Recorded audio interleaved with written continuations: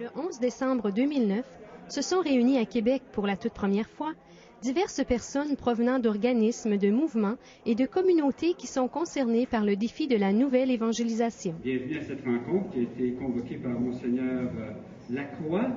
La soirée a débuté par un temps de prière, puis un partage entre les participants sur leur travail fait en évangélisation. Cette énergie cachée de la bonne nouvelle, capable de nous frapper profondément, capable de frapper profondément la conscience de l'homme. De chercher à créer un nous en Église, un nous ecclésial, un nous où on va mettre ensemble nos forces, notre cœur, nos énergies, pas juste pour travailler ensemble, mais pour travailler dans l'unité.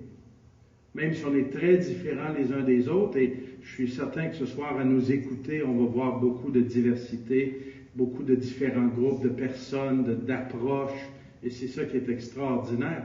Mais comment pouvons-nous mieux répondre à l'appel de Dieu dans l'unité et dans la communion? C'est là le grand défi.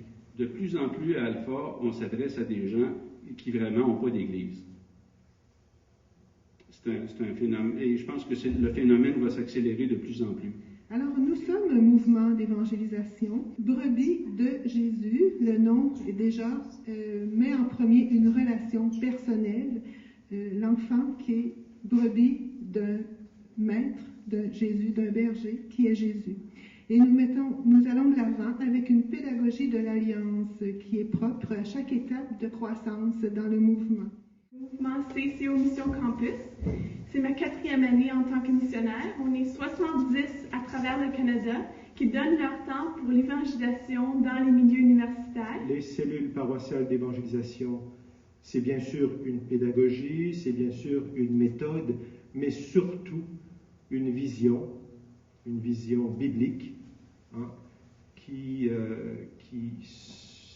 va dans la ligne d'une Église en croissance. Alors, un groupe que j'ai fondé avec un groupe de jeunes adultes à Québec en 2003.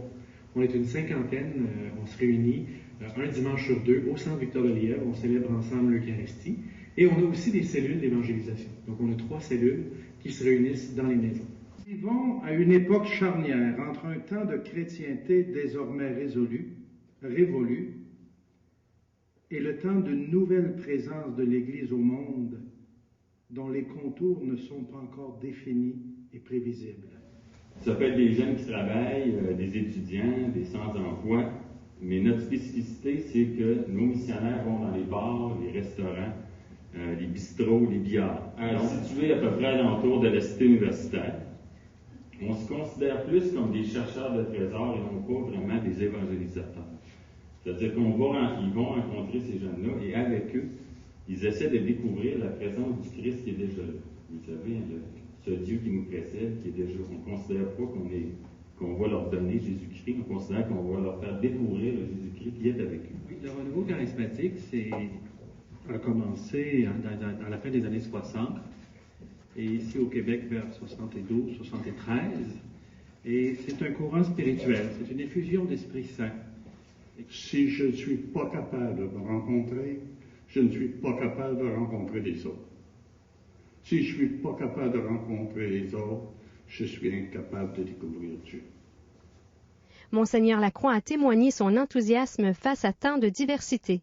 Il a ensuite présenté la mission diocésaine avec son équipe qui veille à la naissance d'une nouvelle culture de l'évangélisation dans la vie pastorale. Leur mandat est de travailler au soutien et à la formation d'évangélisateurs. Vous savez, ce qu'on veut faire, ce n'est pas une super équipe d'experts pour vous dire comment faire et quoi faire, mais plutôt une équipe qui va être à l'écoute de ce qui se vit pour que notre nous ecclésial nous mette encore davantage en mission, pour soutenir, former tout le peuple de Dieu dans la communion, dans l'unité et dans cette mission d'annonce de l'Évangile et de croissance dans la foi, de transmission des valeurs.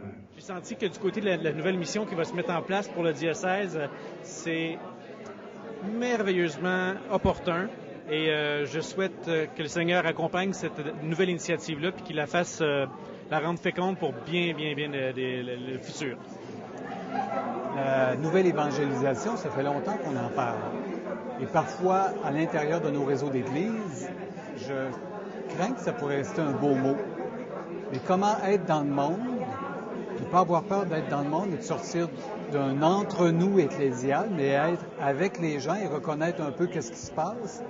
Ça, je pense que c'est tout un défi. C'est savoir peut-être changer de langage, savoir changer notre regard aussi. Cette soirée pleine d'espérance pour les ouvriers et les ouvrières de la nouvelle évangélisation a permis de prendre conscience des richesses déjà présentes dans le diocèse et de sentir une solidarité tissée par l'Esprit Saint en vue de cette grande mission où les défis sont de taille.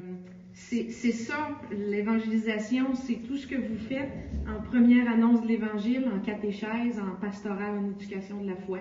Puis où moi je me situe ce soir dans le récit d'Emmaüs, mais c'est qu'à tout vous entendre, je l'ai sûrement reconnu parce que j'ai le cœur brûlant.